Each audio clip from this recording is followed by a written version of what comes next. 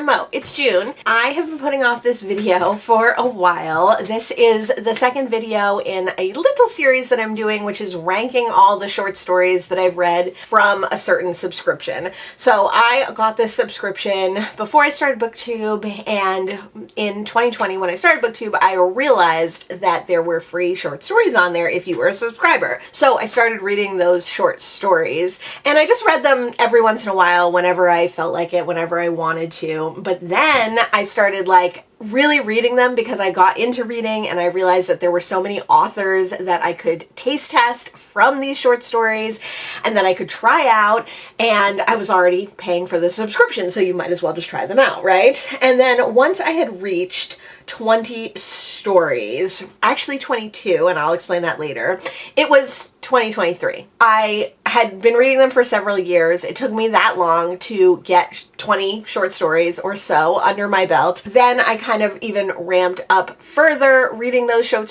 stories, but I wanted to do a tier rank of the first 20 sort of that I had read. So I did that. You can see that video listed down below. And then I always intended to read 20 more stories and then do another tier rank. Now I have read more than 40 more stories because I am desperately trying to get rid of that subscription, but I want to read these short stories, and there's other things that I am continuing to have it for. Those are really just excuses. Of course, I could get rid of it whenever I want, but I haven't gotten rid of it yet. So my plan is to read a few more of these short stories that I want and then get rid of that subscription so I don't have to think about it anymore. But before I move on to reading even more short stories, I want to do a tier rank of the next 20 stories that I've read. Like I said, the first time I read 20 short stories and then I did a tier ranking, but I actually read 22 stories, and I, for some inexplicable reason, just left 2 stories off of that initial tier ranking list.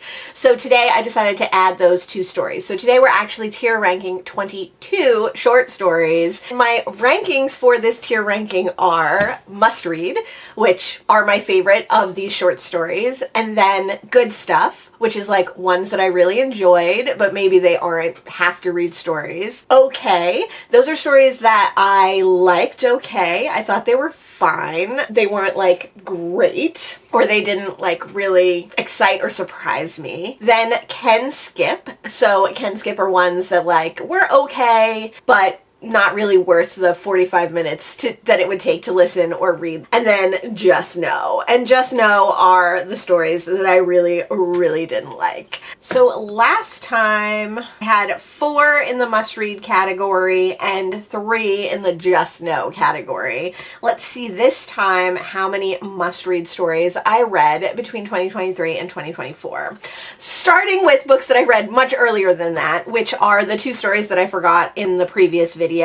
And those are Arc by Veronica Roth and Buried by Jeffrey Deaver. Let's start with Buried by Jeffrey Deaver because this is the first story that I read and I remember it the least. Jeffrey Deaver is a crime mystery novelist, and I think he's most well known for the books that have a quadriplegic main character, and I think he was played by Denzel Washington in a movie, so maybe you know what I'm talking about. The Bone Collector? I think it's called The Bone Collector, and I think that was the first in his most well-known series.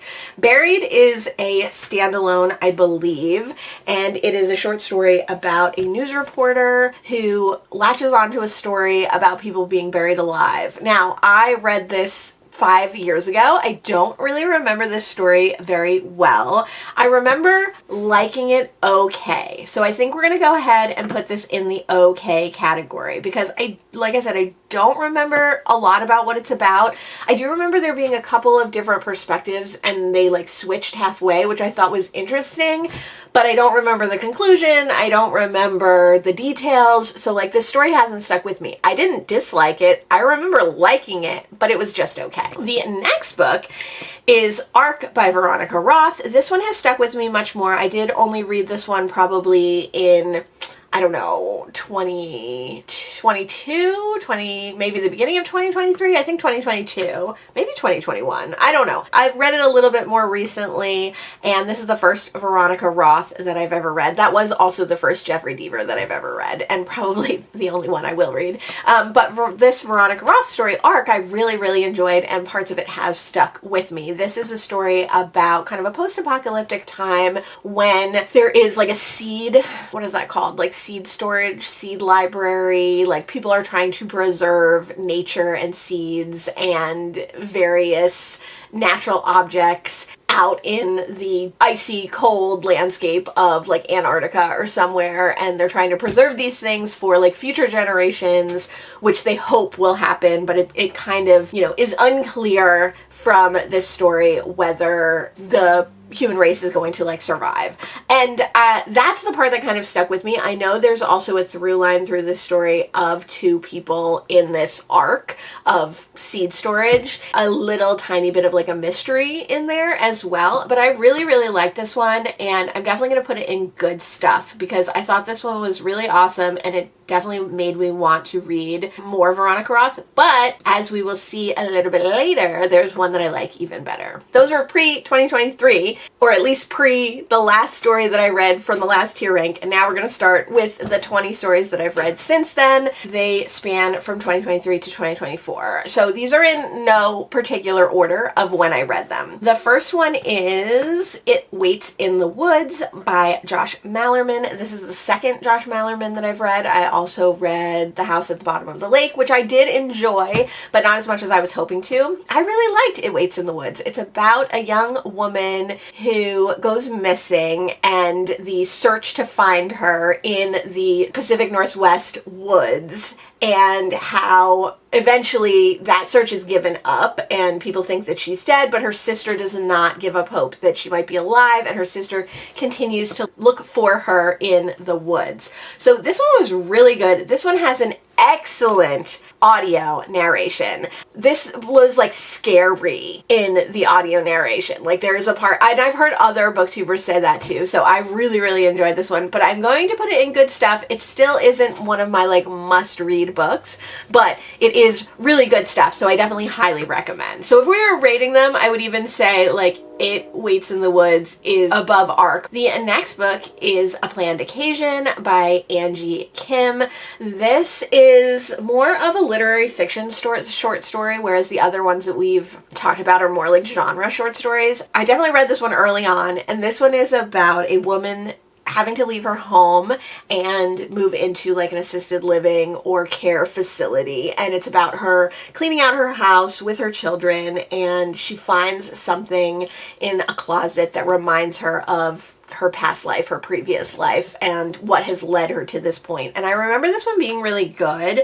Now I don't really remember a lot of the details, but I know that I cried at this book. This was really sad. It was really good. I think it has to go in good stuff, even though I don't remember a lot of it. I remember like emotionally it being really good. It definitely has led me to pick up other Angie Kim books. I haven't read any more by this author yet, but I definitely plan to. The Worst Wingman Ever by Abby Jimenez is the second Abby Jimenez that I've read. I also read Part of Your World, and I really like this one. This one was super cute. It's about a woman whose aunt or grandmother, I think, is like in hospice, and this woman our main character happens to be a hospice nurse, so she is taking care of her, I think it's her grandma, I believe.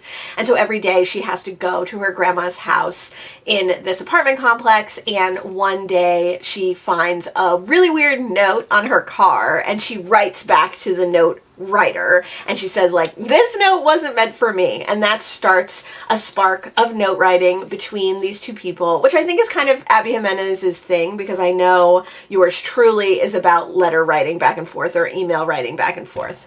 I stopped reading that series. I had Yours Truly and I unhauled it. I just don't think her longer stuff is for me, but I have really been enjoying her shorter stuff. So I think this one has to go in good stuff too. This one also made me cry. I like that Abby Jimenez does sweet, caring, kind romance, but that a lot of her characters suffer from other things and have hard, difficult things in their life, and this was no exception, and I definitely cried during this story. Next we have 2043, A Merman I Shall Be by Nisi Shaw. I have never read any Nisi Shaw, and this is a sci-fi short story about a future time where a group of the population live underwater, and a band that we're following, which is kind of the main characters, are trying to get a gig in this underwater world, and so they like have to make themselves like mer people kind of to do this gig. And then there's also sort of a murder mystery that happens, and I have to say this is going to be a just no. This was not good. It was confusing. It was overcomplicated. It was not particularly well written. I mean, confusing is too soft of a word to use. It was hard to follow what was going on. So that's a just no. But that being said, I think I would try another Nisi Shaw. I think they do young adult stuff, so I don't know if I'll have an opportunity to just try another one, but if I did, I would give it a shot because it was an interesting concept. It just was not well executed. I had to double check that I hadn't already rated this one because I have read this one twice, and this is only one of 2 stories that I've read twice from these short story collections.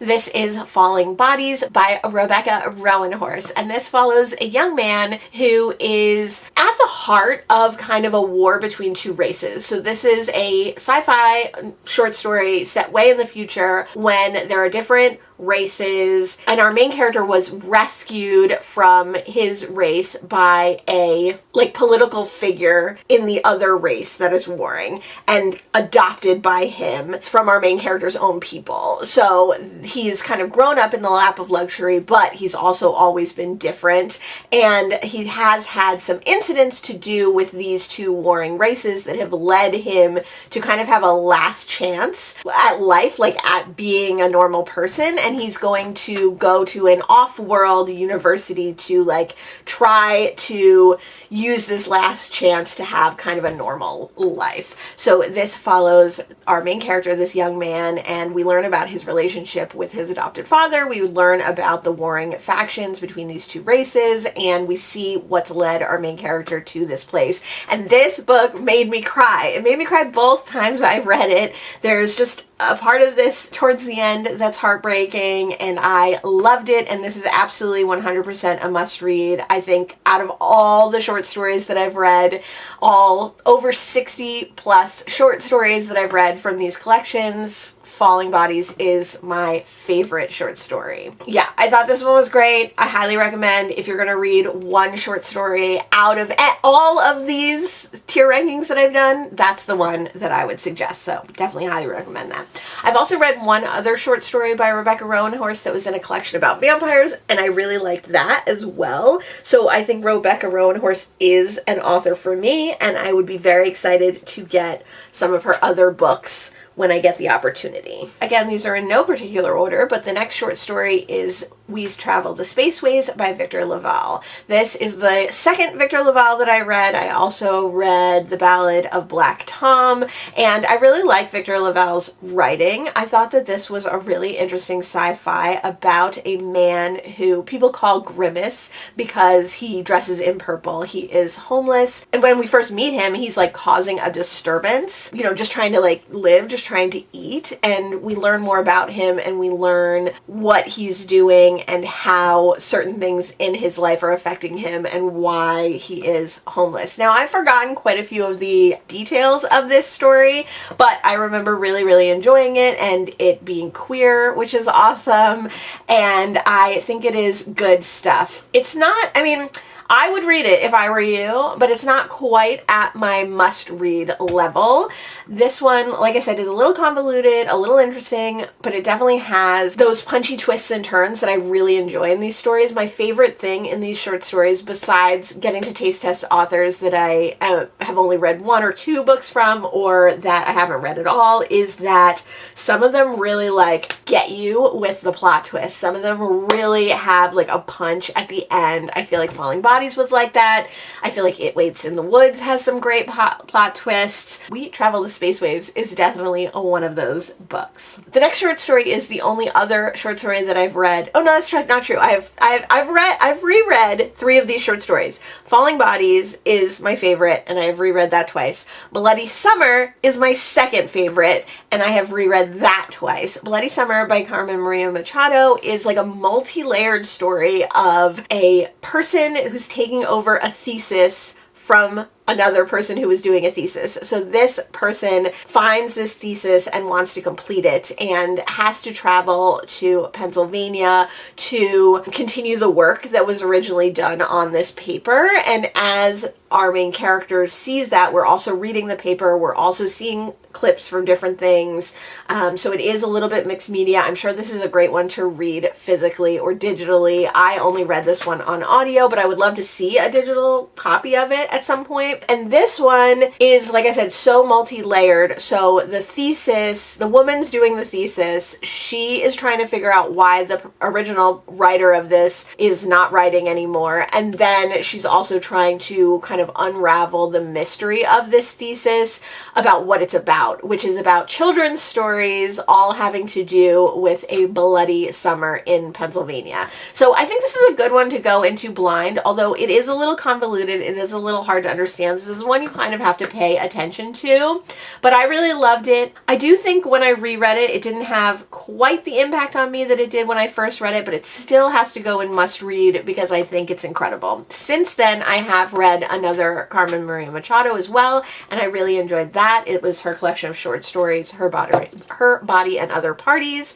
So I would highly recommend, and it must go in must read. Out of Jupiter's Reach by Nnedi Okorafor. I have read one other Nnedi Okorafor story in these short stories, which was The Black Pages, and then I have also read Binti and the second in the Binti series by Nnedi Okorafor. Out of Jupiter's Reach I really enjoyed. This is a sci-fi story about a collection of people who have decided to go out into space on these very long space hauls as a way of making money and a way of protecting their family. So you go out totally solo on this long space haul. You're never going to see your family again, but by the time you finish this space haul, you will have taken care of your entire family forever. So like this company is going to protect them, and so it's worth it to go out, be solo, and never see anyone, and know that when you come back, you're not going to see your family either. One little aspect of this is that there is a point in your journey where you meet up with all the other people. So this story is about that time when all the different people from these long haul space journeys meet up and how they interact. So there's drama that unfolds, there's story that unfolds about these people, and I thought it was really interesting. I really enjoyed it, but I think I have to put it just in good stuff. I can't remember all of the details. I do remember there being like a shocking part in this, which was like very upsetting, and I remember the details of that moment, but I don't remember like all the details of the entire story and kind of what the culmination of the story was. I did really enjoy it, so I would suggest reading it, but I'm just going to put it in good stuff. The next book is Wildlife by Jeff Vandermeer. This is a speculative short story, like kind of horror that I read, I think the entire collection of, and I remember Wildlife not being my favorite. I read this one quite a while ago. I had read Annihilation and possibly that whole series when I'd read this, and I just didn't think that it was as exciting as it could have been. And I don't remember it having like Jeff Vandermeer's nature writing signature style. So I think this one is going to go in can skip. Like, I don't remember very much of this story at all. I kind of vaguely remember that it was about two people on the edge of a property, and they were kind of warring over the delineation of property, like their property line. And then there's also a speculative element, but I think that's going to go in can skip because I really don't recall it very well. Next, we have the next Veronica Roth that I read, which was Void. These are the only two Veronica Roth stories that I've read, and they really made me want to read more. I thought Void was excellent. Void is again, a sci-fi story about a long haul journey. And it's about a person who goes out on this long haul journey, and time works differently when you're there. So they stay young, but things around them move faster. So in order to kind of make money to work, people choose to go on these long haul journeys and forfeit basically having a normal life and keeping in touch with their family and interacting with people outside of these long haul journeys. And this has a strong mystery element in it. We're trying to figure out how our main character is involved in a death that takes place on the ship, and we're seeing from her perspective as she is also trying to find this out. She knows that she's somehow connected with the person who has died, and she's looking to discover why that would be. And I think this has to go into must read because I remember this being really awesome. I don't think I've read this one twice, but this is one that I feel like I should reread because I remember really, really enjoying it, and I would highly recommend. The next book I would not highly recommend, that is Stag by Karen Russell. This is the first Karen Russell that I've read, and she's most well known for Swamplandia, which is a nonfiction book, I think, about Florida. Stag is a cli-fi novel set in the desert in a future time where people have divorce parties like they have marriage parties. So it's an interesting idea, it's an interesting premise, and it follows the story of a man who comes to one of these divorce parties kind of unexpectedly, and like what his story is, why he would go to a stranger's divorce party.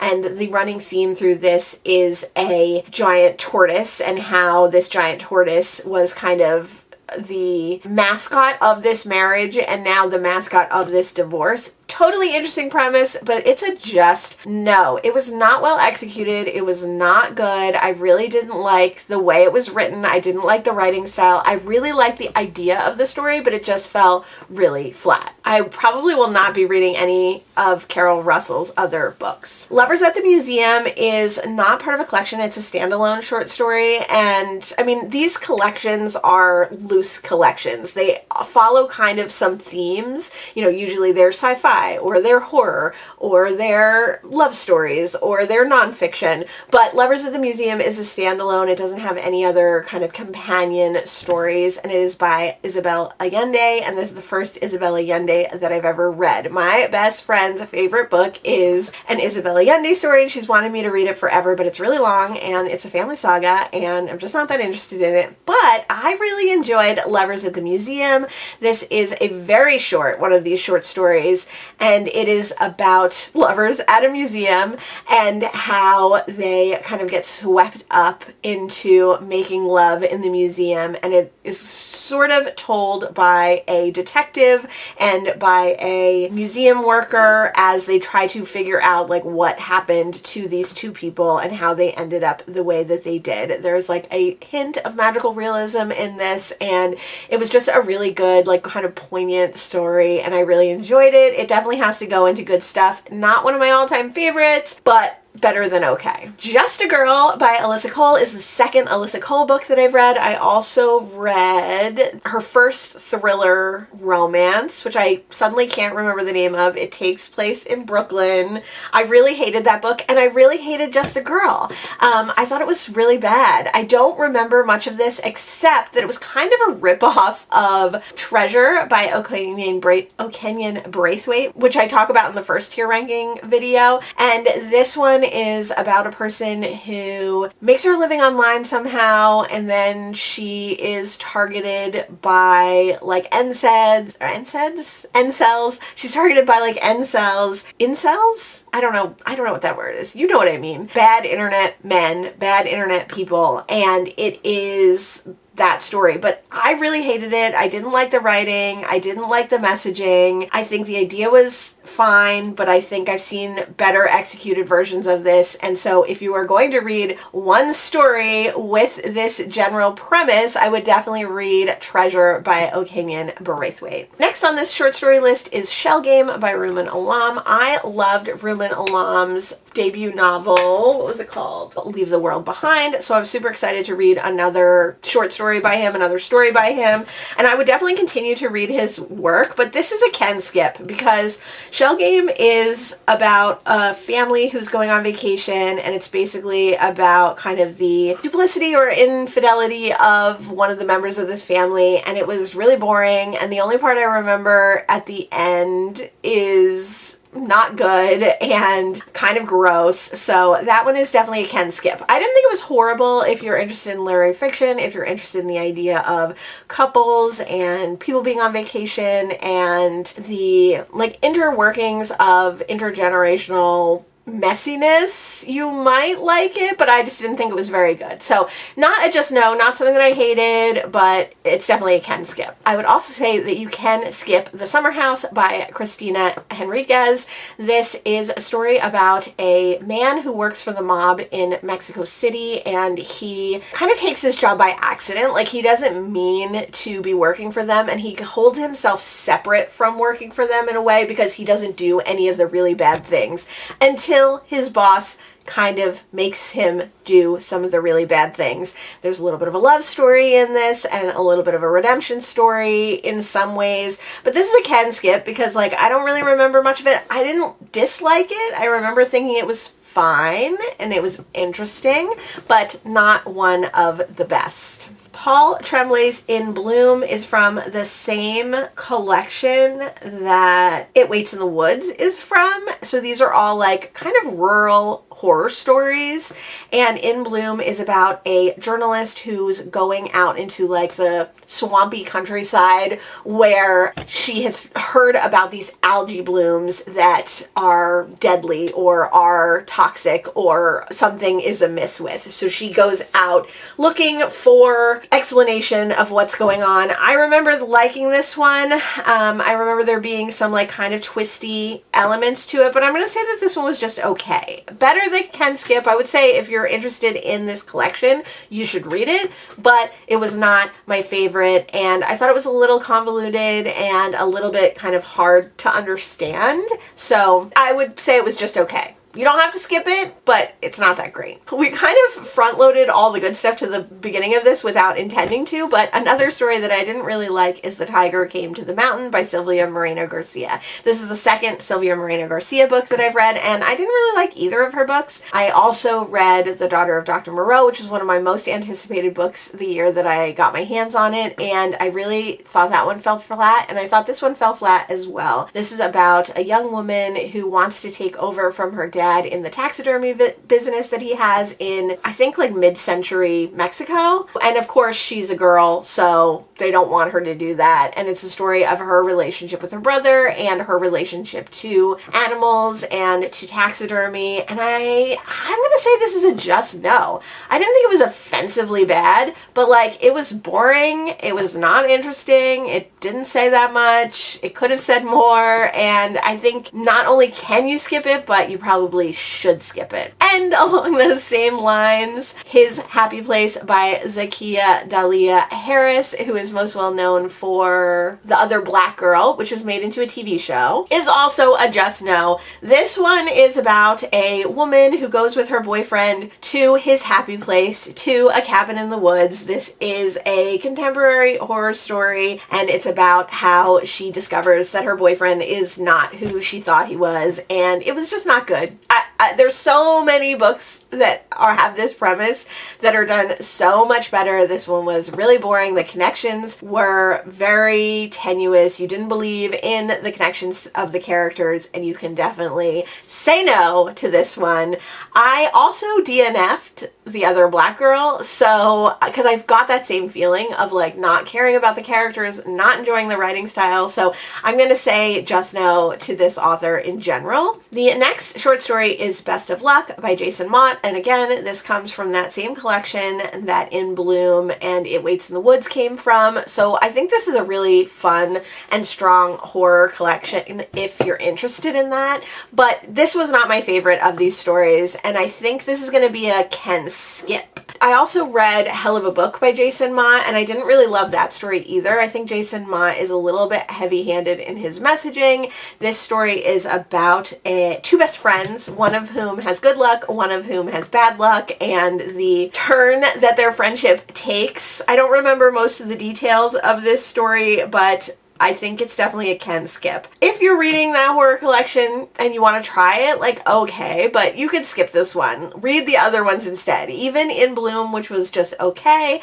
and definitely read It Waits in the Woods, which was good stuff. And then finally, our last short story out of these 22 short stories that I read between 2023 and 2024, we have a good one. It is What the Dead Know by Nevo. This is the first Nevo story I've read, and I've read one other book by them since then, and this story follows some spiritualists who are going to an orphanage or a boarding school to do a spiritual demonstration and what happens when they get there. So there is some speculative elements, there's some horror, and this was just like a really captivating story. You wanted to know about the characters, you wanted to know what was going on, you wanted to hear about their past, you wanted to know where this story was going to go, and I'm going to say this goes in must read. I think this is one of the best examples of these short stories in that it was, like I said, totally captivating, totally interesting, kept your attention, had some interesting commentary, had a great setting, had great atmosphere, and I really, really enjoyed it. So those are 22 short stories that I read, and for our must read category, we have Falling Bodies by Rebecca Rowanhorse, Bloody Summer by Carmen Maria Machado, Void by Veronica Roth, and What the Dead Know by Nevo. Those are the ones you have to remember. Those are the ones you have to read. You must read. But in our good stuff category, we have It Waits in the Woods by Josh Malerman, Arc by Veronica Roth, A Planned Occasion by Angie Kim, Worst Wingman Ever by Abby Jimenez, We Travel the Spaceways by Victor Laval, Just Out of Jupiter's Reach by Nnedi Okorafor, and Lovers at the Museum by Isabel Allende. So all the other ones you don't really have to worry about, don't think about them, but if you want to know my rankings, here they are. Let's look at the last collection that I did just briefly, really quick to recap. In that last video, my must-reads were Half-Light by Tayari Jones. I stand by this. This was a good romance. Treasure by O'Kanian Braithwaite. Absolutely. I love Treasure. I think about it all the time. It was a great story. Emergency Skin by N.K. Jemisin. This is the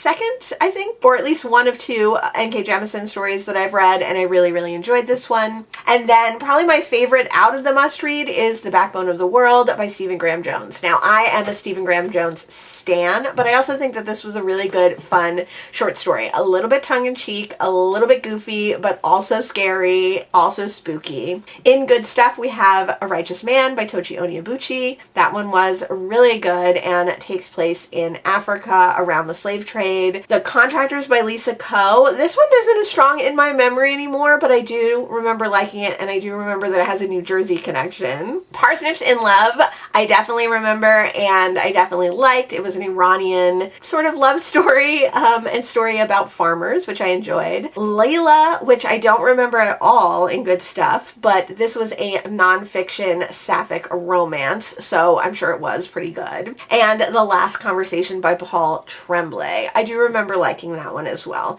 So then you can also see my okay, can skip, and just no categories. Those are the first 44 short stories that I've read. I've already read more than another 20 short stories, so look for another one of these tier rankings coming soon. Let me know if you've read any of the short stories that I mentioned in this video or in my previous video. Let me know if you agree or disagree with my tier ranking. Thanks so much for joining me today, and I'll see you in the next one.